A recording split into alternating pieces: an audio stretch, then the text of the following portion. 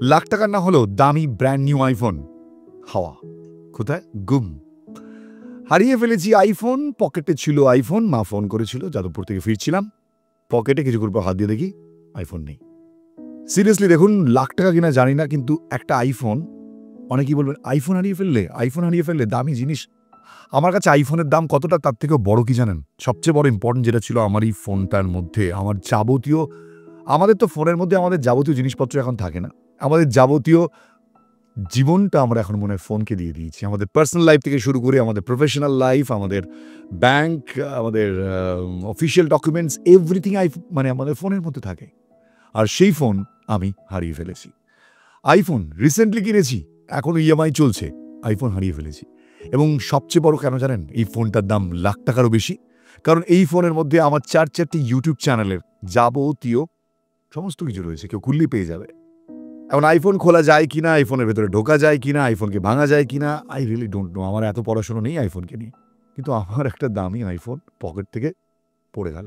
যা কাণ্ডটাই কালকে ঘটলো, এটা আমি আপনাদের আজকে ভিডিও বানিয়ে বিস্তারিতভাবে বলবো ভাবলাম, কারণ এটা শুধুমাত্র ফোন হারানো নয়, এই ভিডিওটা আমার জন্য মনে হয় সবার কাছে একটা মেসেজ ভীষণভাবে। সেটা হচ্ছে, কালকে আমি যাদবপুর গিয়েছিলাম, আমার একটা কাজ ছিল এবং সেখানে আড্ডা মারছিলাম। তারপরে কাজের পর ফেরার সময় আমি আমার ফোনটা সামহাউ দেখি আর নেই। এবং সেই ফোনটা আমি কখন রিয়েলাইজ করি, জাস্ট টালিগঞ্জ বাস জোনের কাছে এসে রিয়েলাইজ করি যে আমার ফোন নেই। আমি তারপর আমার 2 চাকা নিয়ে যে রাস্তায় ফিরেছিলাম সে রাস্তায় আবার দৌড় মারি। তখন রাত্রির 11টা, সোয়া 11টা বাজে।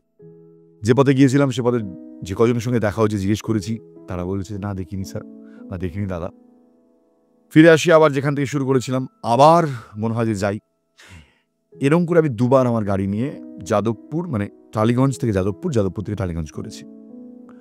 ইন বিটুইন বলে রাখি, আমি বেশ কয়েকবার ফোন করেছি, আমার ফোন কিন্তু কন্টিনিউয়াসলি রিং হয়ে যাচ্ছে, কেউ ফোন ধরছে না।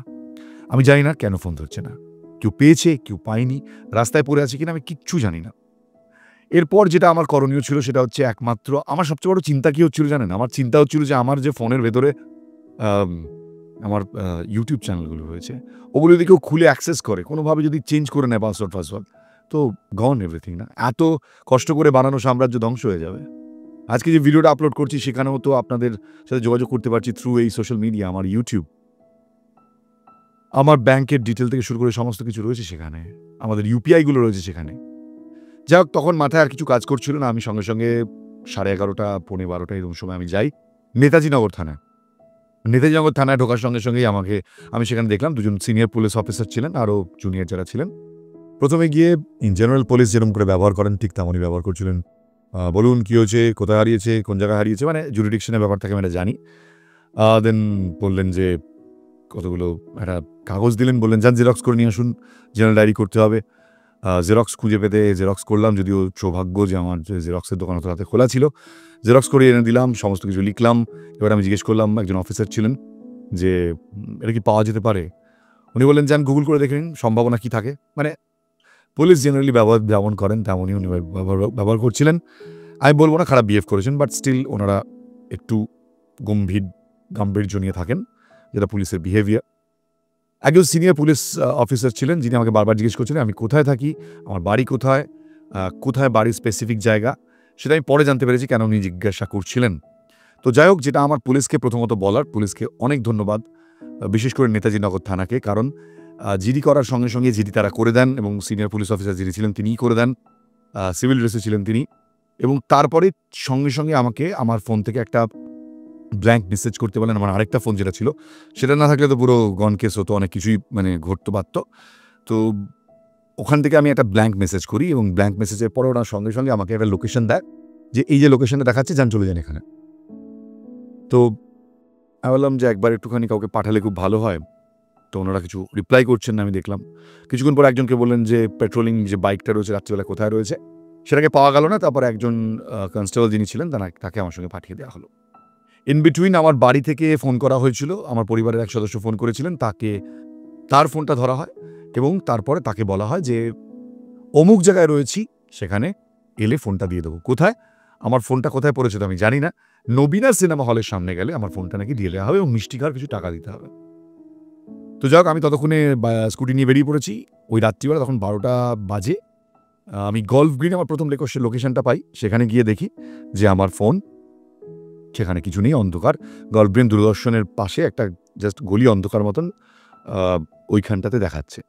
তারপরে আমি ওনাকে বলি, যিনি পুলিশের কনস্টেবল ব্যক্তি ছিলেন, ওনাকে বলি যে চলুন আমার সঙ্গে, আপনি নবীনা সিনেমা হল। তো যেভাবে গাড়ি চালিয়ে গেছি রাত্রিবেলা, আমি জানি বাম্পার পাম্পার মানছিলাম না, যা টেনশন হয় আমরা বুঝতে পারি। তো নবীনা সিনেমা হলের সামনে যাওয়ার মাঝে অনেকবার ফোনে কথা হচ্ছে, যিনি আমার বাড়ি থেকে যোগাযোগ করেছিলেন তিনি বারবার হাত জোর করে বলেছেন প্লিজ ফোনটা রেখে দিন, ওটা আমাদের দরকারি ফোন। ওই নবীনা সিনেমা হলের সামনে যখন পৌঁছলাম তখন এই ঘটনাটা ঘটল।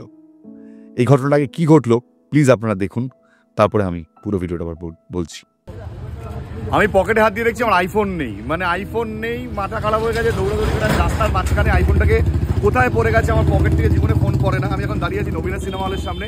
প্রথমত thank you so much Netaji Nagar থানার পুলিশ, আমার সঙ্গে দাদাকে পাঠিয়ে দেওয়া হয়েছিল, কিন্তু যারা ফোন পেয়েছে তার মধ্যে এই দাদা, থ্যাংক ইউ সো মাচ দাদা। কলকাতা শহরে এখন এরকম মানুষজন আছেন যারা ফোন পেয়ে জীবন ফেরত দেন, এবং উনি যা বলছেন যে ওনারা সবাই এখানে রয়েছেন। এটা হচ্ছে আনোয়ার শাহ রোডের সামনে যারা আমার ফোন পেয়েছেন। প্রথমত আমার এই ফোনটা আপনারা যে কী উপকার করলেন আমি জানি না, আমি এখানে আপনাদেরকে আমি জাস্ট সবাইকে মিষ্টি খাওয়ার জন্য পয়সা দিচ্ছি, আপনারা সবাই মিলে মিষ্টি খাবেন। এটা হচ্ছে অনেক বড় উপকার, মানে এটা যে কি বড় উপকার, এবং কলকাতা শহরে এই ধরনের মানুষজন এখনো আছেন। থ্যাঙ্কস টু পুলিশ এবং থ্যাঙ্কস টু কলকাতা শহরের মানুষজন। হ্যাটসঅফ আপনাদের, কলকাতার ফোন ফেরত দেওয়া মানে এটা বিশাল। আপনার ফোন আমি এর আগে 2-3টা ফোন ফেরত দিয়েছেন আপনি, আমার ভাগ্য বলে যে আপনি আমার ফোন পেয়েছেন। আমরা ফোন কারোরই পৌঁছিনি, একজনের এখানে ট্রলি ব্যাগ রাখা ছিল, আচ্ছা 2 দিন পরে আমরা রিটার্ন করেছি তাকে। থ্যাংক ইউ দাদা, থ্যাংক ইউ সো মাচ। বিশাল বড় আপনাদের মানে ওইটা মনে থাকবে আপনাদের জেস্টারটা। জানি না কারণ উনি আপনি বলছেন 8:30টায় পেয়েছেন, কি করে পেয়েছেন আমি জানি না, আমার ফোন হারিয়েছে 11টার সময়। যে জায়গাটায় ফোন না হতে পারে না, আমি যাদবপুরে ছিলাম, যে জায়গাটা ফোনটা পড়েছিল যদি অন্য কারোর হাতে লাগতো ফোন পেতে না। ফোনটা পড়েছিল কোথায় আমি বলে যাচ্ছি, মানে আপনি এই আপনি 8B থেকে দিকে যাচ্ছেন, বাঁ দিকে যে রাস্তাটা পড়ছে, বাঁ দিকে তাই 6 বালিগঞ্জ প্লেস একটা দোকান আছে খাবার ঠিক ওর সামনে। মানে এটা কোনখানটা বললেন? বিএসএনএল অফিস আছে তার অপোজিটে আপনি যখন রামনগর আশ্রম থেকে সোজা আসছেন যাদবপুরের দিকে, হ্যাঁ শেষ করছেন ডান দিকে যাদবপুর এডবি যাচ্ছেন, বাঁ দিকে গভর্নমেন্ট পড়ছে, ওইখানে ওই যে মোড়টা, ওই মোড়েই পড়েছে। ওকে ওকে ওকে, বুঝতে পেরেছি। অন্য কেউ পেতো তো ওখানে জিনিস পাওয়া খুব মুশকিল, ওখানে অনেক রিক্সা আপনি পেয়েছেন, এটা আমার ভাগ্য। আরেকবার দাদা thank you so much, thank you মানে ওনার জন্য থ্যাংক ইউ। প্রথমত থ্যাংক ইউ আপনাকে, থ্যাংক ইউ। আপনি সত্যি পুলিশ আপনার যে অফিসার ছিলেন তাকে প্রথমত থ্যাংক ইউ, আর আপনাদের সকলকে থ্যাংক ইউ সো মাচ। ভালো থাকবেন সবাই, ঠিক আছে? মিষ্টি খেয়ে নেবেন। আমাদের দিক দিয়ে আপনাকে ঈদ মুবারক। ঠিক আছে, থ্যাংক ইউ। আপনাদেরও Eid, happy Eid, happy Eid, happy Eid, happy Eid. Thanks to first of all Kolkata police, এবং বিশেষ করে থ্যাঙ্কস আমার কলকাতা শহরে এরকম মানুষজন এখনো রয়েছেন। আমি যখন আজকে ভিডিওটা বানাচ্ছি, আজকে ঈদ, যারা সেখানে উপস্থিত ছিলেন তারা বেশিরভাগই মুসলমান আমার যেটা মনে হয়েছেন, এবং তারা ঈদের আগের দিন এরকম একটা পুণ্য কাজ করেছেন বলে তারা মনে করেছিলেন। আমার ওনাদের কথা শুনে মনে হয়েছে। অনেকেই বলতে পারেন ওনারা ফোনটা দিতে চাননি, ফোনটা খুলতে পারেননি, iPhone, whatever the reason আর, বাট আই বিলিভ যে এরকমভাবে ফোন ফিরিয়ে দেওয়াটা আজকের সময় দাঁড়িয়ে কলকাতা শহরে ইজ কোয়াইট ইম্পসিবল।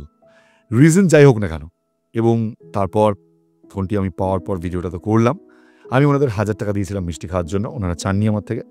এটা আমার কাছে অনেক বড় পাওনা যে আমি আমার এই ফোনটি আবার পেয়ে গেছি। ভেঙে গেছিলো সামনের দিকটা, ওপরে স্ক্রিন গার্ডটা আমি নতুন করে আবার লাগিয়ে নেব, কিন্তু 1000 টাকা দিয়েছি। 1000 টাকা বড় কথা নয়, জানেন? এটার মধ্যে যা জিনিসপত্র রয়েছে, আমাদের ফোন হারিয়ে গেলে আমরা বুঝতে পারি যে কত বড় একটা জগৎ আমাদের হারিয়ে গিয়েছে। এটা আমার এক ধরনের বলতে পারি যে কেয়ারলেসনেস, যার জন্য এই ঘটনাটি ঘটলো। এবং থ্যাঙ্কস আপনাদের প্রত্যেকে যারা এই ফোনটি পেয়ে আমাকে ফেরত দিলেন। আজকের সময় দাঁড়িয়ে এটা impossible, simply impossible. Thank you দাদা আপনাদের প্রত্যেককে। আর বিশেষ করে কলকাতা পুলিশ, আমি যখন ফিরে এলাম, যে ব্যক্তি আমার পরিচয় জানতে চাইছিলেন তিনি জানা গেল যে তিনি আমার পাড়াতেই থাকেন। আমি যদি ওনাকে চিনি না, উনি আমাকে ব্যক্তিগতভাবে চেনেন না।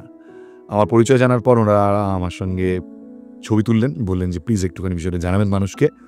এবং যিনি সিনিয়র ছিলেন পুলিশ অফিসার, তিনি আমাকে বললেন যে আমিও প্রার্থনা করছিলাম আপনার ফোনটা যেন আপনি পেয়ে যান। এবং পুলিশের মধ্যে যে আনন্দ দেখলাম, এবং একটা পুরো মনে হলো যে পরিবারের মধ্যে আমি রয়েছি।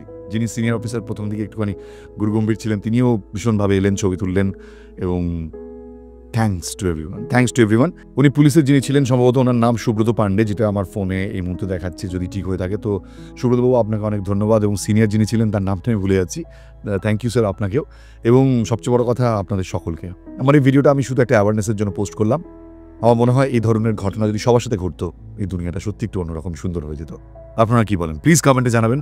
আমি আবারও আমার ভুল স্বীকার করে নিচ্ছি। ফোন যত্নে রাখুন, ফোন আমাদের জীবনের মধ্যে ভীষণ ভীষণ ইম্পর্টেন্ট। সো প্লিজ, এটা আমার একটা অ্যাওয়ারনেস ভিডিও ছিল গোটা কলকাতার মানুষের জন্য, আমাদের বাংলার মানুষের জন্য, এবং বিশেষ করে পুলিশের জন্য।